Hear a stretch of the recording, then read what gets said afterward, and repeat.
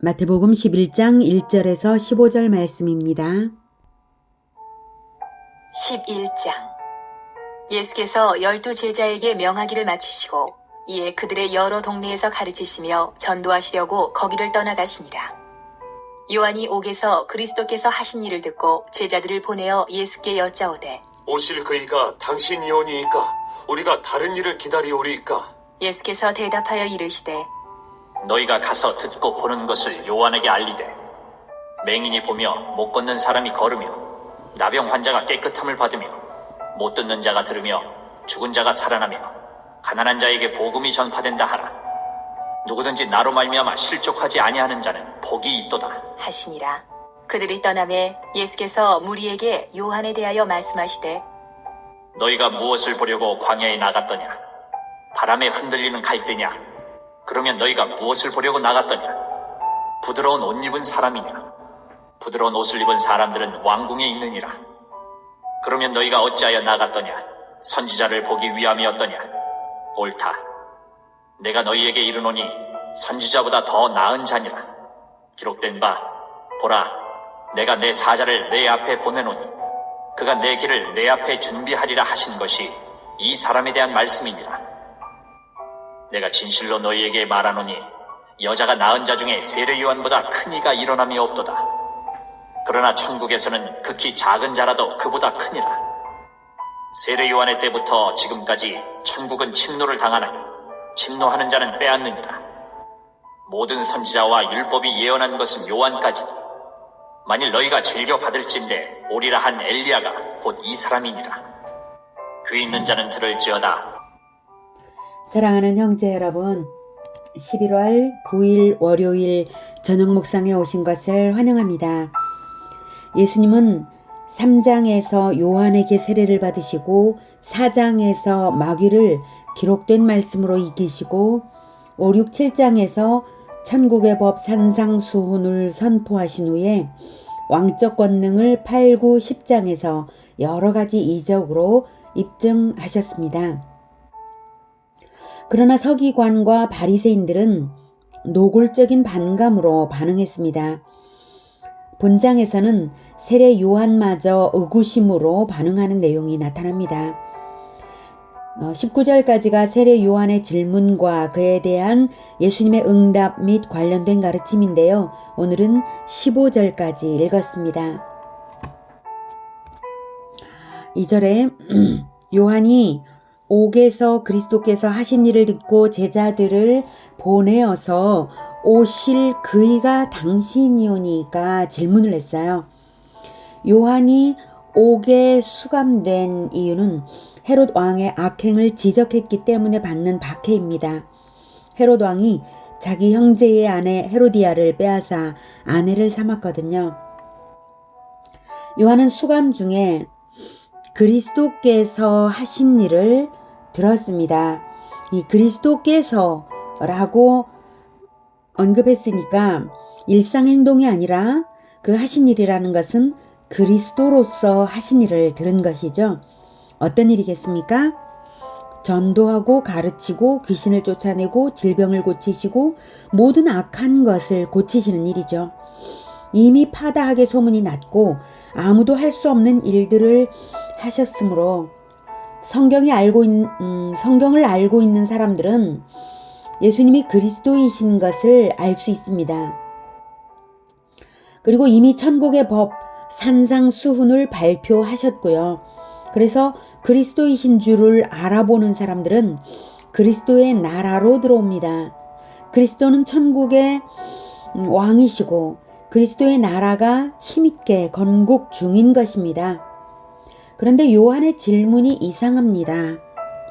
오실 그이, 즉 그리스도가 당신이 오니까 우리가 다른 일을 기다리오리까? 이미 그리스도께서 하신 일을 들었으면 알아들어서 질문이 필요 없을 것 같은데 이렇게 질문을 하는 데에는 요한의 오해로 인한 믿음의 흔들림이 있는 것입니다. 먼저 오실 그이는 메시아 즉 그리스도를 말하고요. 이미 구약 성경의 빈번한 언급으로 메시아의 오심이 예언되었죠. 직접적으로는 창세기 49장 10절, 시편 40편 7절, 시편 118편 26절, 이사야 9장 1에서 6절, 이사야 11장 1에서 5절, 이사야 35장 4절, 다니엘 7장 13절, 다니엘 9장 24에서 27절 등 아주 많은데요. 구약 성경 전체의 바탕에 흐르는 것이 오실 그리스도에 대한 것이라고 해도 과언이 아닙니다. 세례 요한은 그리스도를 대중에게 소개하는 사명을 맡은 선지자였습니다. 그래서 오실 그리스도가 어떤 일을 하실 것인지를 미리 대중에게 설교했습니다. 그리고는 예수님이 바로 그 오실 그리스도이신 것을 하나님의 계시를 알고 세례를 시행했습니다. 그런데 이제 세례 요한이 오히려 믿음이 흔들리는 이유가 무엇일까요? 전에 대중에게 자기가 전했던 그리스도의 사역과 지금 행하시는 그리스도의 사역이 거리가 있다고 느껴서 그런 것 같습니다. 요한은 예수님을 심판주로 생각했고 심판주로 말했었거든요. 예를 들면 마태복음 3장 7절에는 요한이 많은 바리새인들과 사두개인들이 세례 베푸는 데로 오는 것을 보고 이르되 독사의 자식들아 누가 너희를 가르쳐 임박한 진노를 피하라더냐. 그래서 임박한 진노는 곧 그리스도께서 이제 오실 때가 임박했다 이런 뜻으로 임박한 진노라고 말씀을 전한 것입니다. 이것은 오실 그리스도가 심판주라는 뜻으로 한 말입니다. 이어서 12절에서는 손에 키를 들고 자기의 타작마당을 정하게 하사, 즉 오실 그리스도께서 이렇게 하신다는 건데 자기의 타작마당이라는 것은 심판대를 의미하는 것입니다. 정하게 하사 알곡은 모아 곳간에 들이고 쭉정이는 꺼지지 않는 불에 태우시리라. 그래서 곳간과 꺼지지 않는 불, 곳간은 천국이고 꺼지지 않는 불은 지옥을 말하는 것이죠. 쭉정이를 그렇게 지옥 심판에 던진다 이 뜻입니다. 이렇게 심판주 그리스도가 오신다고 회개하라고 선포했던 요한입니다. 그런데 예수님은 자비로운 기적과 은혜의 말씀만을 선포하시고 심판주로서의 사역은 하지 않으신 것이 이해되지 않았던 것 같습니다. 더욱이 자신을 옥에 가둔 자들을 징벌도 내리지 않으시고 내버려 두시는 것이 이해되지 않았을 것입니다. 듣기에 권능 있게 기적을 행하신다는데 왜 심판은 행하지 않으시는가? 이렇게 요한은 의문을 가진 것 같습니다. 그래서 3절에 당신이오니까 다른 일을 기다리오리까 이렇게 물은 것이죠. 요한은 심판에 초점을 맞춰 메시아를 기대했으나 심판주로서의 메시아는 재림 때에 성취될 것입니다. 세례 요한은 이것을 깨닫지 못하고 있었던 것입니다. 무슨 말인가 하면 예수님은 이 땅에 한 번 오시는 것이 아니라 2번 오십니다. 초림과 재림이죠. 그리고 초림과 재림은 각각 사역의 초점이 다릅니다. 초림 때는 구원 사역에, 재림 때는 심판 사역에 중점이 있습니다. 사실 심판과 구원은 분리될 수 없습니다. 구원과 심판은 동시에 역사 속에서 완성되는 것이거든요. 구원이 먼저 선포된 후에 심판의 완성을 마지막에 이룹니다. 그러면 왜 초림과 재림이 있는가 하면 천국 건국의 과정이기 때문입니다.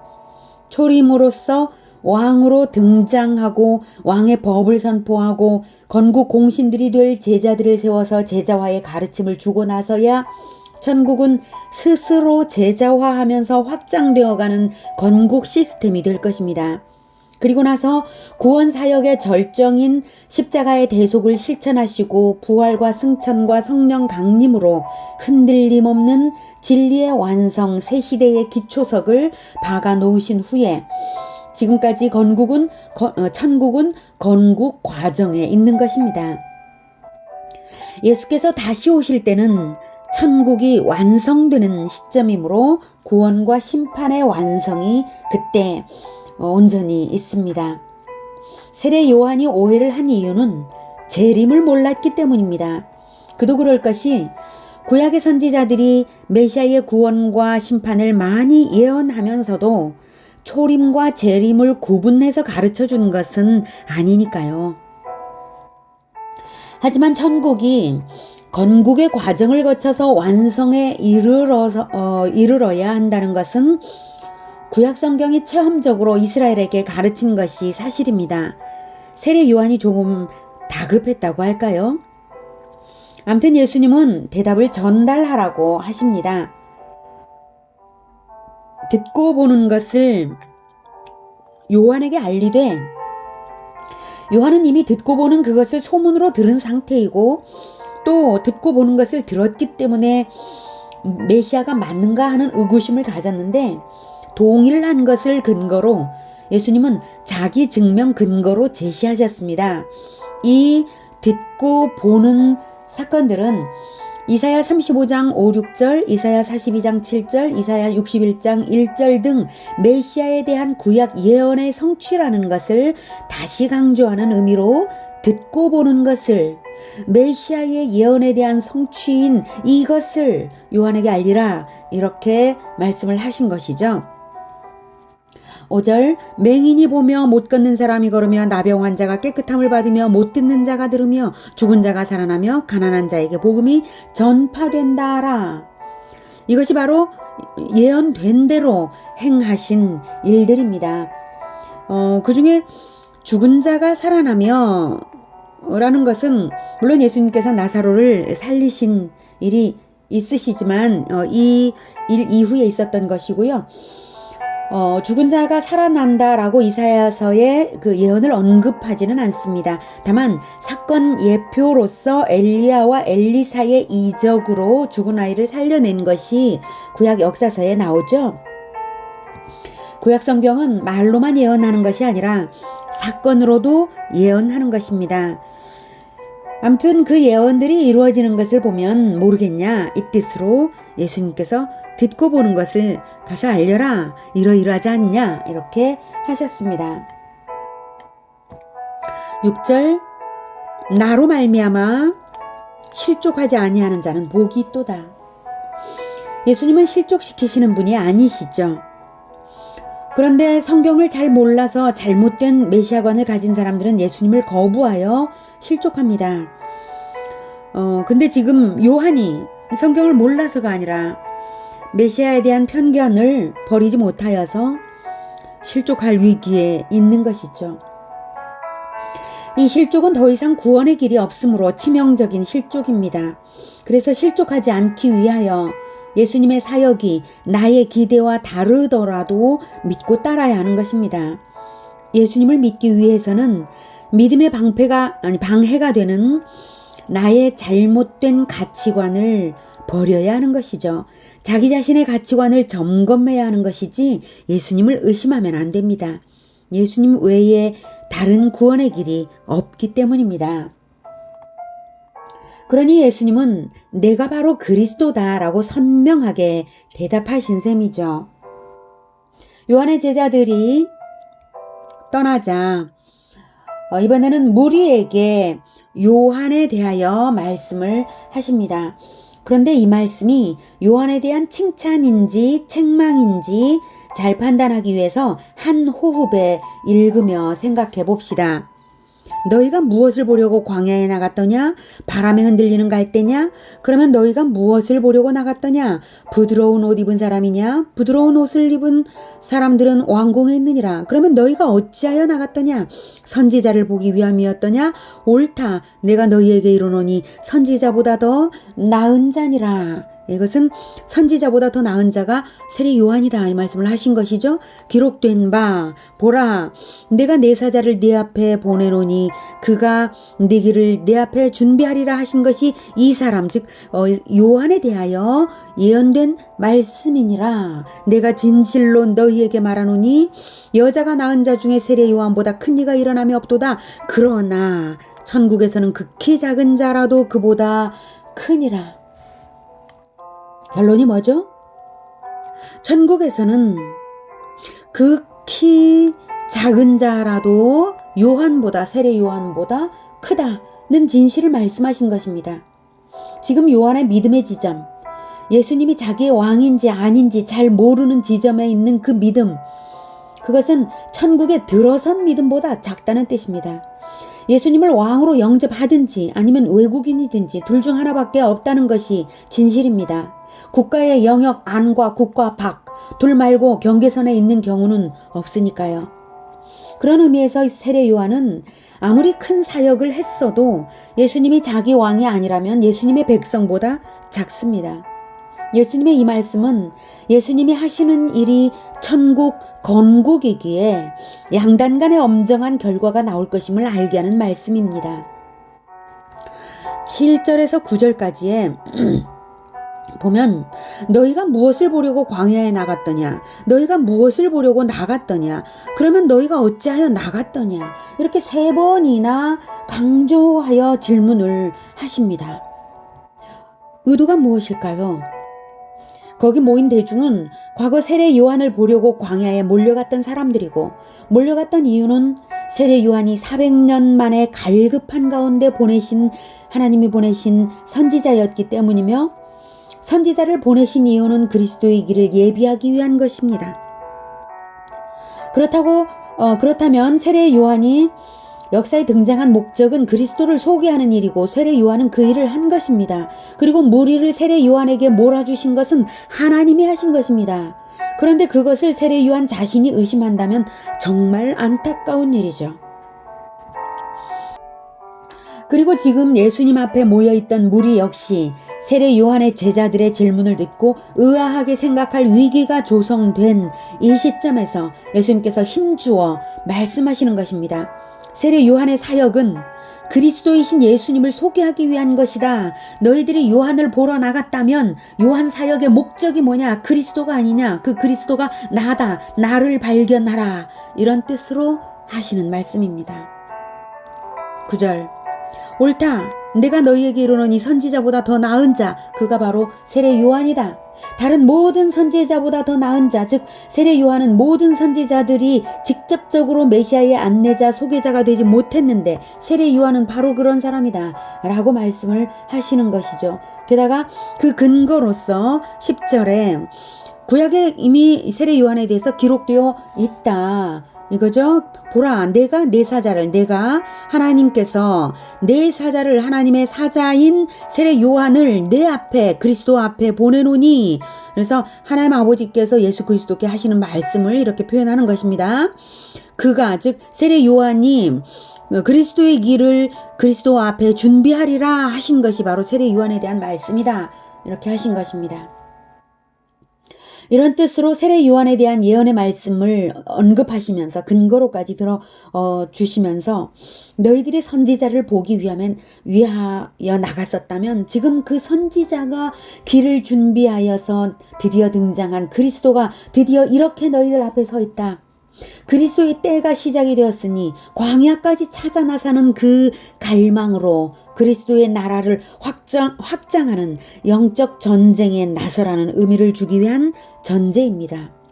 그래서 결론적으로 12절이 가장 중요합니다. 12절, 세례 요한의 때부터 지금까지 천국은 침노를 당하나니 침노하는 자는 빼앗느니라. 세례 요한 이후 천국 확장이 본격적으로 시작되었고 지금은 영적 전쟁의 때라는 말씀입니다. 세례 요한의 때부터라는 말은 요한이 천국의 도래를 선포한 때로부터 지금까지라는 말은 완료되지 않은 상태입니다. 지금도 계속이라는 의미로 하신 말씀입니다. 지금도 계속 천국은 침노를 당한다라는 것은 정복되고 있다. 즉 정복전쟁, 땅이 확장되고 있다라고 하는 것이죠.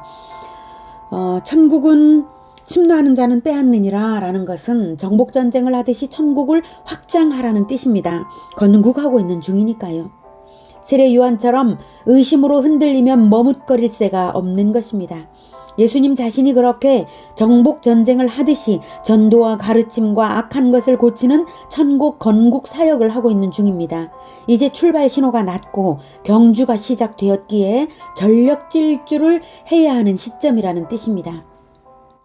13절에 모든 선지자와 율법이 예언한 것은 요한까지니, 여기서 선지자와 율법은 구약 성경을 말합니다. 이것은 요한까지다. 즉 요한은 구약의 마감이다. 이제 새 시대가 시작되었으니 천국을 개척하라는 것이죠. 14절 오리라 한 엘리야가 곧 이 사람 세례 요한이니라. 말라기 3장 1절, 말라기 4장 5, 6절을 근거로 해서 다시 올 엘리야를 이스라엘은 기다리고 있었습니다. 세례 요한은 엘리야적인 사역을 하기 위해 하나님이 보내신 사역적 엘리야라는 뜻을 해명해 주시는 것입니다. 엘리야는 선지자를 대표합니다. 그 예언된 엘리야로서, 사역적 엘리야로서 구약의 마무리가 요한에게서 지어졌는데, 세례 요한이 위대하다 할지라도 새 시대는 그리스도의 나라이고 그리스도를 왕으로 믿고 따르는 사람들이 천국을 확장해 갑니다. 귀를 열어서 듣고 깨닫는 사람은 구약 전체가 가리키는 위대한 그리스도를 왕으로 영접할 뿐만 아니라 천국 건국의 공신이 되기 위해 믿음으로 나설 것입니다. 그런 사람들은 아무리 작은 자일지라도 세례 요한보다 위대합니다. 우리 모두가 바로 그러한 자, 천국을 침노하는 자가 되어 천국을 확장하는 천국 건국의 공신들, 그러한 공동체가 되기를 축복합니다. 기도하겠습니다.